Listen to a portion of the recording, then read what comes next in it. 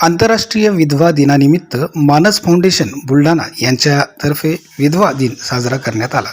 यावेळी जिल्हाभरातील अनेक विधवा भगिनी उपस्थित होत्या।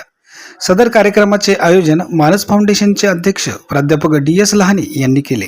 दरम्यान या चर्चासत्र कार्यक्रमामध्ये विधवा महिलांच्या आयुष्यात येणाऱ्या अडीअडचणी जाणून घेण्यात आले व शासनाने काय दखल घ्यावी अशा अनेक बाबींवर चर्चा करण्यात आली।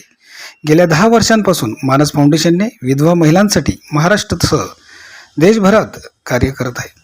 मानस फाउंडेशनच्या वतीने आजपर्यंत 130 पेक्षाही जास्त विधवा महिलांचा विवाह सोहळ्यांच्या माध्यमातून करण्यात आला आहे।